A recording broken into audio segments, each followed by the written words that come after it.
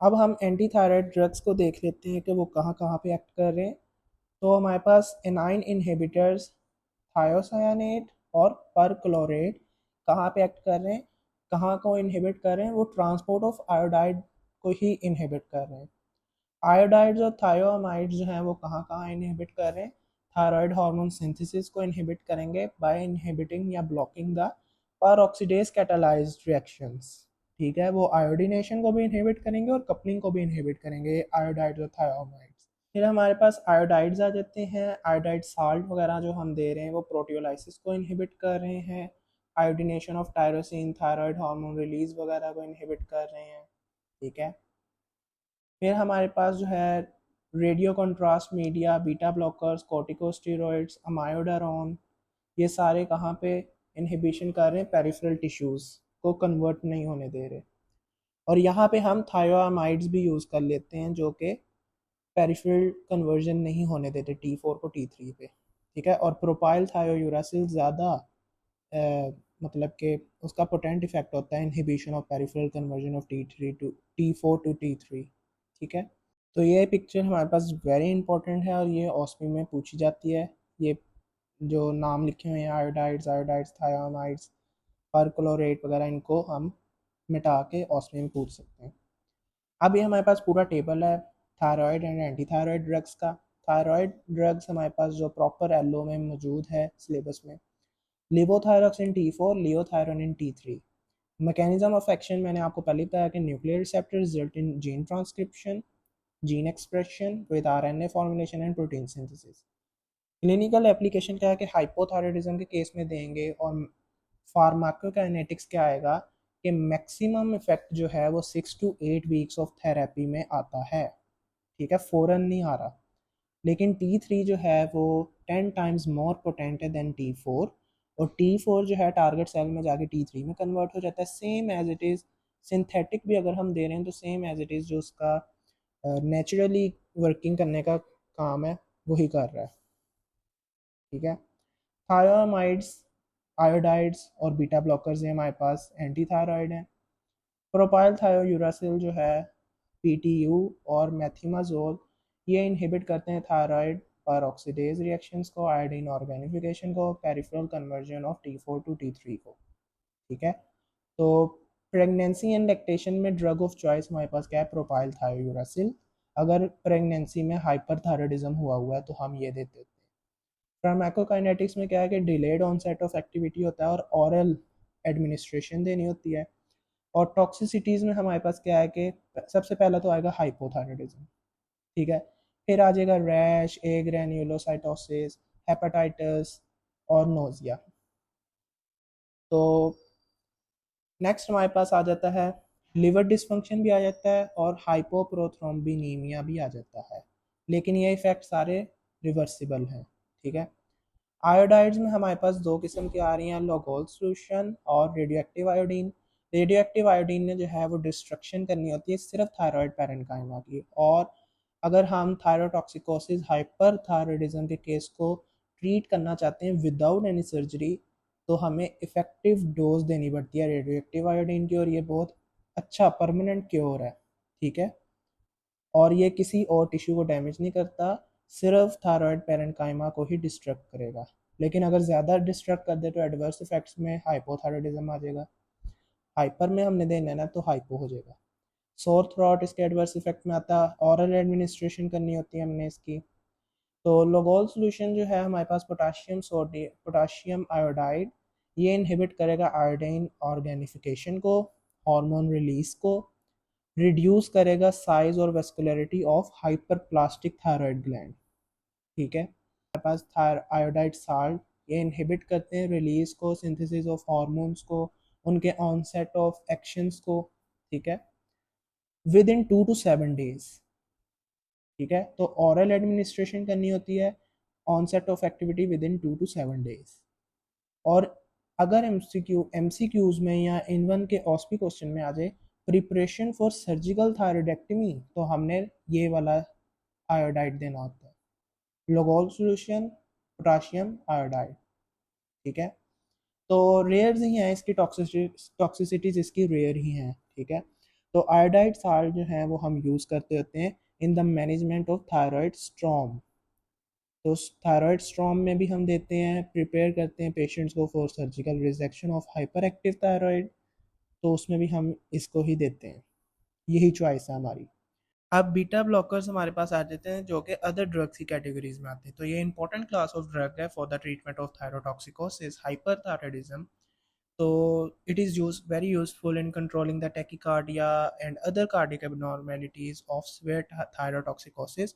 तो प्रोप्रानोलोल जो है वो हम यूज़ करते हैं, वो इनहिबिट करता है पेरिफेरल कन्वर्जन को T4 टू T3, और इसकी डोजेज जो हैं वो देते होते हैं हम greater than 160 mg per day. ठीक है। अमायोडारोन हमारे पास iodine containing anti arrhythmic drug है, और ये हमारे पास हाइपोथायराइडिज्म भी कॉज कर सकती है और हाइपर भी कॉज कर सकती है। ठीक है। तो हाइपोथायराइडिज्म इसने किस तरह कॉज करना है, by blocking the peripheral conversion of T4 to T3। ठीक है। और हाइपरथायराइडिज्म किस तरह काज करेगी, या तो आयोडीन को इंड्यूस करेगी कि थायराइड हार्मोन बनाई जाए, और ये किस तरह की कंडीशन में हो सकता है, मल्टीनोड्यूलर गोइटर वगैरह हुआ हो, या इन्फ्लेमेटरी मैकेनिज्म्स के थ्रू कर सकती है, by through the that cause the leakage of thyroid hormone into the circulation. तो हाइपरथायराइडिज्म काज हो जाएगा इन दो तरीकों से, और हाइपो काज हो जाएगा एक तरीके से, किस तरह, by blocking the peripheral conversion of T4 to T3। जो हमारे पास अमाइडारोन एसोसिएटेड हाइपोथायराइडिज्म हुआ है, वो किस तरह ट्रीट करते हैं, हम थायराइड हार्मोन्स देकर ट्रीट कर सकते हैं। जो हमारे पास हाइपरथायराइडिज्म हुआ है अमाइडारोन की वजह से, वो हम किस तरह ट्रीट कर सकते हैं, थायोआमाइड्स देकर। ठीक है, एंटी थायराइड ड्रग। और जो हमारे पास इन्फ्लेमेशन की वजह से हुआ है, वो हम किस तरह ट्रीट कर सकते हैं, कोर्टिकोस्टेरॉइड्स देकर। ठीक है, और बेस्ट ट्रीट होता है, ये बेस्ट ट्रीटमेंट है हमारे पास। ठीक है। कुछ हमारे पास जो है आयोडीनेटेड रेडियो कंट्रास्ट मीडिया आते होते हैं, ऑरल डायाड्राइजोएट या इंट्रावेनस आयोहेक्सोल। तो ये रैपिडली स्प्रेस कर देते हैं कन्वर्जन को T4 टू T3 में। ठीक है, लिवर, किडनी और अदर पेरिफेरल टिश्यूज में। तो बीटा ब्लॉकर्स प्रोप्रानोलोल, एक्शन इसका क्या है, मैकेनिज्म ऑफ एक्शन, इनहिबिट करता है बीटा रिसेप्टर्स को, इनहिबिट करता है conversion of T4 to T3 को। थायराइड स्ट्रॉम के केस में हम देते हैं एट्रियल फिब्रिलेशन, टैकिकार्डिया, हाइपरटेंशन के केस में देते हैं, और रैपिड ऑनसेट ऑफ एक्टिविटी है। टॉक्सिसिटीज में क्या आता है, asthma, AV block, hypotension, bradycardia. Thyrotoxicosis और हाइपोथायराइडिज्म में डिफरेंस क्या है, वो यही सारा लिखा हुआ है हमारे पास। हाइपोथायराइडिज्म के मैंने आपको पहले ही सारे बता दिए थे, reduce appetite, pleural effusion, hyperventilation, carbon dioxide retention, bradycardia, decrease stroke volume, cardiac output decrease. ठीक है। Sensation of being cold, cold intolerance, heat intolerance thyrotoxicosis में, वार्म मॉइस्ट स्किन, स्वेटिंग ज़्यादा हो जाएगी, वेट लॉस हो जाएगा, retraction of upper lid, exophthalmos वगैरह। ठीक है, जो कि ग्रेव्स डिजीज में आता है। ड्रूपिंग ऑफ आईलिड्स आ जाएगा हाइपोथायराइडिज्म के केस में, और एनजाइटी, नर्वसनेस वगैरह, ट्रेमर्स थायरोटॉक्सिकोसिस में आता है। इंसोम्निया भी मैंने आपको थायरोटॉक्सिकोसिस में बताया था, हाइपरथायराइडिज्म। टैकिकार्डिया आ जाएगा, cardiac output increase, pulse pressure ज़्यादा, डिस्निया आ जाएगा, इंक्रीज एपिटाइट आ जाएगा, वेट लॉस आ जाएगा, और वेट गेन किस में आएगा, हाइपो के केस में। तो ये सारे हम लिखेंगे। ऑस्पी क्वेश्चंस अब हम देख लेते हैं। तो सबसे पहला है prescription writing. Right a prescription of for a 25-year-old female with primary hypothyroidism, include drug name, dose, frequency, duration, mention two important instructions you would give the patient. तो जो हम थायराइड हार्मोन्स देते होते हैं, एक तो एम्प्टी स्टमक होना चाहिए, ब्रेकफास्ट से पहले आप वो लें मॉर्निंग में, और एक दफ़ा दिन में लेना है। ठीक है। तो सबसे पहले तो आप देख लें कि लिवोथायरॉक्सिन हम इसको प्रेस्क्राइब करेंगे, और 50 माइक्रोग्राम वंस पर डे, मतलब कि एक दिन में एक दफ़ा मॉर्निंग में देंगे एम्प्टी स्टमक के साथ बिफोर ब्रेकफास्ट। ड्यूरेशन इसका क्या है, लाइफ लॉन्ग होता है। ठीक है। इंस्ट्रक्शन हमारे पास क्या है कि एम्प्टी स्टमक में देंगे, और इसको हम आयरन के साथ या कैल्शियम के साथ या एंट एसिड्स के साथ हम नहीं देंगे, क्योंकि ये एब्जॉर्प्शन को डिक्रीज कर देंगे। ठीक है, that decrease the absorption. Next हमारे पास आ जाता है, मैंने जो यहाँ पे बात की dose titrated according to TSH। उसका क्या मतलब है? When we say levothyroxine dose is titrated according to TSH, it means जो हमारे पास थायराइड स्टिमुलेटिंग हार्मोन है वो सेंसिटिव टेस्ट है फॉर मॉनिटरिंग थायराइड फंक्शन। तो हाइपोथायराइडिज्म के केस में TSH ज़्यादा हो जाता है, T3 T4 कम हो जाते हैं। तो लिवोथायरोक्सिन हम जब देते हैं तो हम एवरी 6 to 8 वीक्स चेक करते होते हैं TSH लेवल्स को कि डोज हमारी सही है कि नहीं। अगर TSH स्टिल हाई है तो मतलब कि हम डोज जो है वो बहुत कम दे रहे हैं, तो हम क्या करेंगे कि डोज को ज़्यादा कर देंगे। अगर तो TSH लेवल्स वेरी लो हैं तो मतलब कि हमने डोज बहुत हाई दी हुई है, तो उसको हम क्या कर देंगे, डिक्रीज डोज कर देंगे। अगर तो TSH नॉर्मल है तो मतलब कि हम जो रेफरेंस है हमारे पास 0.5 to 5, अगर रेफरेंस रेंज में आ रही है जो रेंज लिखी है तो डोज हमारी करेक्ट है। नेक्स्ट ऑस्पिस्टेशन हमारे पास ये आ जाता है, a strip of levothyroxine T4 tablets is placed. ये हमारे पास लिवोथायरोक्सिन टैबलेट्स हैं, ये पड़ी हो सकती हैं। हमें कहा जा सकता है कि identify the drug, state its mechanism of action and name 2 conditions where it is used. तो लिवोथायरोक्सिन है सिंथेटिक T4, ये कन्वर्ट हो जाती है T3 में in peripheral tissues, nuclear thyroid hormone receptors के साथ बाइंड करेगी, जीन एक्सप्रेशन करेगी, जीन ट्रांसक्रिप्शन, प्रोटीन सिंथेसिस होगी, और प्रोटीन सिंथेसिस अपना फिर बाकी मेटाबॉलिज्म इंक्रीज करेगा। यूजेस क्या है कि हाइपोथायराइडिज्म के केस में दे सकते हैं और क्रिएटिनिज्म के केस में हम इसको दे सकते हैं। तीसरा स्टेशन हमें पूछा जा सकता है, patient on thyroid hormone therapy develops palpitations, weight loss, tremors, what is the most likely cause, name one step to manage this adverse effect. तो ओवरडोजेज हो गई है लिवोथायरोक्सिन की, ठीक है, थायरोटॉक्सिकोसिस की तरफ जा रहा है बंदा। हाइपरथायराइडिज्म के ये हमारे पास सिम्टम्स आ रहे हैं। मैनेजमेंट क्या है कि हम स्टॉप कर देंगे ड्रग को टेम्परेरीली या रिड्यूस कर देंगे डोज को, और हम बीटा ब्लॉकर्स को भी ऐड करेंगे, ठीक है। तो प्रोप्रानोलोल देंगे अगर सीवियर सिम्टम्स आ जाते हैं। नेक्स्ट स्टेशन 4 आ जाता है, 30 year old female recently diagnose with hypothyroidism और वो प्रेग्नेंट भी है, ये आपने ध्यान रखना है। Which thyroid hormone preparation is preferred, why should anti thyroid drugs should be avoided in this patient. तो प्रेफर्ड ड्रग है कि लिवोथायरोक्सिन देंगे safe in pregnancy. Anti thyroid drugs क्यों नहीं देंगे? सबसे पहली बात के हाइपोथायराइडिज्म का केस है तो थायराइड हार्मोन देने, ना कि एंटी थायराइड ड्रग्स देने, ठीक है। पहला ये आ जाएगा हमारे पास।